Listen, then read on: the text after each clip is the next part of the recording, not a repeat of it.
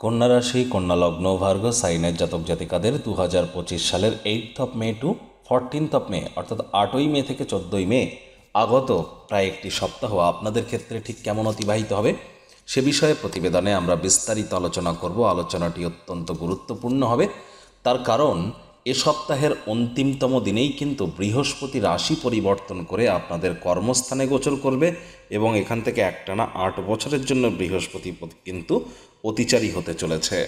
এর সাথে সাথে আপনাদের রাশিতে চন্দ্রকেতুর সংযোগ দিয়ে কিন্তু সপ্তাহটির শুরুয়াত হচ্ছে। শুক্র আপনাদের ভাগ্যপতি, ভাগ্যস্থানের অধিপতি, বর্তমানে মার্গী হয়ে উচ্চস্থ অবস্থানে আছে। সূর্য বুধের বুধাদিত্য নামক একটি রাজযোগও কিন্তু সংগঠিত হয়েছে। সপ্তাহের প্রথম দিনই মোহিনী একাদশী মহান ব্রত পালন করুন। না পারলে সাত্ত্বিক জীবনযাপন গ্রহণ করুন। কোনো কিছু না পারলে ভগবান হরিবিষ্ণুর উদ্দেশ্যে বলুন ওম নমো ভগবতে বাসুদেবায় নমঃ। যারা ভগবান শ্রীকৃষ্ণের ভক্ত আছেন তারা বলুন হে কৃষ্ণ করুণা সিন্ধু দীনবন্ধু জগৎপতে গোপীশ গোপিকাকান্ত রাধাকান্ত নমস্তুতে। এছাড়া 12 তারিখে আমরা দেখব বুদ্ধ পূর্ণিমা। রাজযোগ চ্যানেলের তরফ থেকে আপনাদের সকলকে বুদ্ধ পূর্ণিমার হার্দিক শুভেচ্ছা ও অভিনন্দন রইল। পূর্ণিমার দিন যারা সন্তান সম্ভবা হতে চাইছেন কিন্তু সুযোগ পাচ্ছেন না, গর্ভবতী হওয়ার সুযোগ পাচ্ছেন না, বা যারা মানসিকভাবে দুর্বল ডিপ্রেশনের মধ্যে আছেন, আজ পূর্ণিমার আপনারা 12 তারিখ পূর্ণিমার চাঁদের আলোর নিচে তামার বা পিতলের ঘটিত করে কাঁচা দুধ বহমান জলে ভাসিয়ে দিন, অবশ্যই উপকৃত হবেন। তো বন্ধুরা, আমরা যে আলোচনাটি করতে চলেছি এটি ইন জেনারেল হবে। পৃথিবীতে যতজন কন্যা রাশির জাতক জাতিকা আছেন তাদের প্রত্যেকের জন্য। আপনি চাইলে আপনার ব্যক্তিগত গণনা এনি টাইম আমাদের দ্বারাই করাতেই পারেন। এর জন্য স্ক্রিনে আমরা নাম্বার দিয়ে থাকি। শনিবার রবিবার চাইলে আপনারা অফিসে এসে ফেস টু ফেস সাক্ষাৎ করতে পারেন, অথবা by phone any time consultancy আপনারা নিতেই পারেন। তো চলুন কথা না বাড়িয়ে আলোচনায় প্রবেশ করা যাক। কন্যা রাশি, কন্যা লগ্ন, ভার্গ সাইনের জাতক জাতিকারা কালপুরুষের রাশি চক্র অনুযায়ী ষষ্ঠতম রাশির আন্ডারে আপনারা পড়েন। আপনাদের রাশির অধিপতি বুধ। আর স্ক্রিনে আপনারা যে চার্টটি দেখতে পাচ্ছেন এটি কন্যা রাশির জাতক জাতিকাদের 2025 সালের 8ই মে আপনাদের গ্রহগত গোচরের ছকটি কেমনটি দেখাবে। আপনাদের ফার্স্ট হাউসের সপ্তাহের শুরুয়াতে থাকছে চন্দ্র কেতুর সংযোগ। কেতু পুরো সপ্তাহটি জুড়েই এখানেই থাকবে, তবে চন্দ্র কিন্তু রাশি পরিবর্তন করবে 2-2.5 দিন অন্তর অন্তর। আর শুক্র শনি রাহু ত্রিগ্রহী যোগ থাকছে আপনাদের সপ্তমভাবে। এখানে কিন্তু শুক্র উচ্চস্থ হয়ে মার্গী আছে এবং শনি রাহুর পিশাচ যোগও কিন্তু বর্তমান। আপনাদের 8th হাউসে সূর্য বুধের বুধাদিত্য যোগ থাকছে। আপনাদের ভাগ্যস্থানে গুরু বৃহস্পতি থাকছেন। তবে ঠিক 14 তারিখ বুধবার রাত 11:20 বৃহস্পতি রাশি পরিবর্তন করে আপনাদের 10th হাউস কর্মস্থানে গোচর করে যাবে। মঙ্গলও কিন্তু পুরো সপ্তাহটি জুড়ে আপনাদের 11th হাউসেই গোচর করতে থাকবে। দেখুন, প্রথমেই আপনাদের যেটি জানাবো, আপনাদের রাশির অধিপতি বুধ বর্তমানে অষ্টমভাবে গোচর করছে সূর্যের সাথে বুধাদিত্য নামক একটি রাজযোগ তৈরি করে। কিন্তু এই যে বুধাদিত্য রাজযোগ 8th হাউসে কতটা ইম্প্যাক্ট আপনাদের ক্ষেত্রে ক্রিয়েট করবে সে বিষয়ে আলোচনা করতে গিয়ে আপনাদের বলবো, বিশেষ করে যারা জাদু তন্ত্রমন্ত্র বিদ্যা, অকাল্ট সায়েন্স, জ্যোতিষ চর্চা, গবেষণামূলক পড়াশুনো, পিএইচডি লেভেলের পড়াশুনো, বিদেশি ভাষা শিক্ষার চেষ্টা করছেন, তাদের জন্য কিন্তু সময় সুযোগ বেটার পরিগণিত হবে। এ সময় শ্বশুর শাশুড়ির তরফ থেকে, শ্বশুর বাড়ির তরফ থেকে আর্থিক, সামাজিক বা মানসিকভাবে আপনারা উপকৃত হতে পারেন। তবে সাবধানে গাড়ি ঘোড়া কিন্তু আপনাদেরকে চালাতে হবে। কোনো প্রকার বিনিয়োগ করবার আগে 10 বার ভাবনা চিন্তা করে করবেন। স্টক মার্কেট, শেয়ার মার্কেট থেকে আপনাদেরকে দূরত্বতা বজায় রাখার পরামর্শই কিন্তু আমরা প্রদান করব।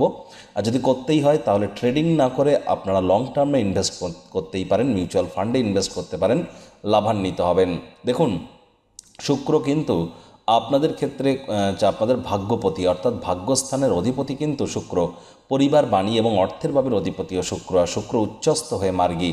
তাহলে একটি জিনিস তো স্পষ্ট, এ সপ্তাহে পরিবার, পরিজন, আত্মীয় স্বজনদের সাপোর্ট আপনারা পাবেন, ভাগ্যেরও সাপোর্ট আপনারা পাবেন। যে কর্ম করতে যা সময় লাগে তা অর্ধেক সময়ের মধ্যেই সমাপ্ত হতে পারে। ব্যাংকের ব্যালেন্স বৃদ্ধির সংযোগও আপনারা কিন্তু পরিলক্ষিত করতে চলেছেন। তবে মঙ্গলের দৃষ্টি যেহেতু আপনাদের সেকেন্ড হাউসে থাকছে, চতুর্থ দৃষ্টি, তাহলে অবশ্যই আপনাদেরকে পরিবার পরিজনদের সাথে কথাবার্তা বলবার আগে শব্দ চয়নের দিকে একটু নজর দিতে হবে। মেজাজকে ঠান্ডা রাখতে হবে। হুটহাট করে কিন্তু রেগে যেতে পারেন। রাগ কিন্তু স্বল্প পাগলামির একটি রূপান্তর মাত্র। দেখুন, বৃহস্পতি 14 তারিখে রাশি পরিবর্তন করে কর্মস্থানে গোচর করে পূর্ণ দৃষ্টি দিয়ে আপনাদের সুখভাবকে দেখবেন। তাহলে আগত 5-6 মাস আপনাদের সুখের মাত্রা, ম্যাটেরিয়াল কমফোর্টের মাত্রা এগুলি কিন্তু বৃদ্ধি পেতে থাকবে। মায়ের তরফ থেকে উপকৃত হবে। নতুন জমি, বাড়ি, গাড়ি এগুলি ক্রয়ের যোগও পরিলক্ষিত হবে। আর এ বিষয়ে আমরা অবশ্যই খুব সম্প্রতি ভিডিও আপনাদের সামনে প্রস্তুত করতে চলেছি। এর সাথে সাথে বলবো সপ্তাহের শুরুয়াতে চন্দ্র কেতুর যোগ থাকছে আপনাদের রাশিতে 8 তারিখ 9 তারিখ 10 তারিখ দুপুর 1:42 পর্যন্ত। তাহলে 8 তারিখ 9 তারিখ এবং 10 তারিখ দুপুরবেলা পর্যন্ত আপনাদের বিরুদ্ধে কিন্তু কেউ না কেউ কোনো চক্রান্ত করতে পারে। ছোটোখাটো রোগশোকও যদি দেখা দেয় ইমিডিয়েট চিকিৎসকের পরামর্শ নেবেন, নিজে থেকে মেডিসিন কিনে যেন খাবেন না। মেডিসিনের উপরে নির্ভরশীলতা কিন্তু বৃদ্ধি পেতে পারে। আর এ সময় আলসেমি করলেই কিন্তু ক্ষতি, চঞ্চলতার মাত্রা কিন্তু বেড়ে যেতে পারে। আবেগের বশবর্তী হয়ে কোনো প্রকার সিদ্ধান্ত 8 তারিখ 9 তারিখ 10 তারিখ গ্রহণ যেন করবেন না। আবারও বলবো এই 2-2.5 দিন শরীর স্বাস্থ্যের দিকে খুব নজর প্রদান করুন। আর এর সাথে সাথে কিন্তু চন্দ্র 10 তারিখ দুপুরবেলা প্রবেশ করে যাবে আপনাদের সেকেন্ড হাউসে, আর সেখানেই থাকবে 12ই মে পর্যন্ত। তাহলে 10-এর সেকেন্ড হাফ 11-12 এই 2 দিন 2.5 দিন চন্দ্র আপনাদের সেকেন্ড হাউসে থাকছে, যার ফলস্বরূপ অবশ্যই আপনারা এ সময় পরিবারের প্রতি আপনারা একটু আবেগপ্রবণ হতে পারেন। পরিবারের সদস্যদেরকে বোঝান যে আপনি তাদের ভালোবাসেন, কেয়ার করেন, পরোয়া করেন। মুখ দিয়ে বলে বুঝিয়ে লাভ নেই, সংবেদনশীল কর্মের মাধ্যমে বোঝানোর চেষ্টা করুন। চন্দ্র আবার 13-14 দুদিন কিন্তু থাকবে আপনাদের থার্ড হাউসে, আর থার্ড হাউসে চন্দ্র গোচর করে পূর্ণ দৃষ্টি দিয়ে আপনাদের ভাগ্যস্থানকে দেখবে। আর চন্দ্র বৃষভ রাশিতেই কিন্তু উচ্চস্থ হয়, ভাগ্যস্থানকে পূর্ণ দৃষ্টি দিয়ে দেখছে। আপনাদের ভাগ্যস্থানের অধিপতি কিন্তু শুক্র হলে ওটি বৃষভ রাশির ঘর। তাহলে অবশ্যই আপনাদের ভাগ্যের মজবুতি 13 তারিখ 14 তারিখ 100% বাড়তে চলেছে। পিতা বা পিতৃতুল্য ব্যক্তিবর্গের দ্বারা উপকৃত হতে পারেন। তীর্থযাত্রা তীর্থ ভ্রমণের সুযোগ আপনারা পেতে পারেন। এ সপ্তাহেও কিন্তু শিক্ষার্থী বিদ্যার্থীদের পড়াশোনায় মনোযোগ বৃদ্ধি করতে হবে। বাইরের খাদ্য খাবার খেলেই কিন্তু পেটের সমস্যা, বদহজমের প্রবলেম এগুলি কিন্তু বৃদ্ধি পেতে পারে। রোগঋণ শত্রু আপনার উপরে হাবি হওয়ার চেষ্টা করতে পারে, সচেতন একটু থাকুন। আর মাত্র কয়েকটি দিনের অপেক্ষা। 18ই মের পর রাহু কেতু আপনাদের রাশি পরিবর্তন করবে, বৃহস্পতি 14 তারিখে করতে চলেছে। জুন মাস থেকে কিন্তু আপনাদের শুভ সময় আগত। আর তার আগেরই অন্তিম চরণ ওয়েট অ্যান্ড ওয়াচ পলিসি গ্রহণ আপনারা করে চলুন। প্রতিকার স্বরূপ আলোচনা করতে গিয়ে আপনাদের বলবো, স্ক্রিনে আপনারা দেখতে পাচ্ছেন নবগ্রহ বীজমন্ত্র। পারলে 9টি গ্রহকেই শান্ত রাখবার জন্য এই নবগ্রহ বীজমন্ত্র প্রতিদিন 108 বার করে জপ করুন। একবার মুখস্থ হয়ে গেলে মাত্র 10 থেকে 15 মিনিট লাগে। এটি মনুষ্য জাতির সৃষ্টি নয়, স্বয়ং ব্রহ্মদেবের সৃষ্টি, যা কখনো অনর্থ হতে পারে না। ভুলভাল উচ্চারণ করলেও কোনো নেগেটিভ ইম্প্যাক্ট পড়ে না। একই সাথে 9টি গ্রহকে শান্ত রাখতে পারবেন, এর থেকে বেটার কিন্তু আর কিছু হতেই পারে না। অবশ্যই আপনারা চেষ্টা করুন। আর কোনো কিছু না পারলেও শুক্রের বীজমন্ত্র, শুক্রের বীজমন্ত্র, আর এর সাথে সাথে আপনারা বুধের বীজমন্ত্র এবং শনি মহারাজের বীজমন্ত্র আপনারা জপ করুন। শনিবার করে সরিষার তেল বেগুন খাবেন না, কিনবেন না। বুধবার করে আপনারা সবুজ শাকসবজি বেশি খান, সবুজ এলাচ বেশি খান। শুক্রবার করে স্নানের জলে 1/2 কাপ কাঁচা দুধ, গোলাপ জল বা আতর বা ইত্যাদি দিয়ে স্নান করুন। শুক্রবার করে হোয়াইট কালারের ড্রেস পরুন, শনিবার করে ব্ল্যাক বা ব্লু কালারের ড্রেস পরুন, বুধবার করে সবুজ রঙের ড্রেস পরুন। অত্যন্ত উপকৃত হবেন। পারলে বুধবার করে গণেশজির একটি মূর্তিতে আপনারা গণেশের মূর্তি যদি কেনেন সবুজ কালারের কিনবেন, 7 ইঞ্চির নিচে কিনবেন।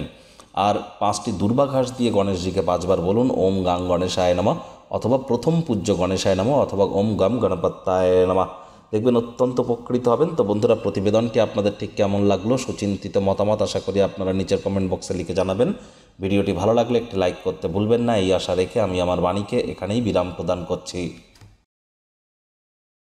সংসারে অশান্তি, প্রেমে বাধা বা বিবাহে অনিশ্চয়তা, ব্যবসাতে ক্ষতি বা চাকরিতে ডামাডোল, অসুস্থতা, দুঃখ, দারিদ্রতা থেকে কিছুতেই রেহাই মিলছে না, পরীক্ষায় ফেল, তাহলে আর দেরি কেন?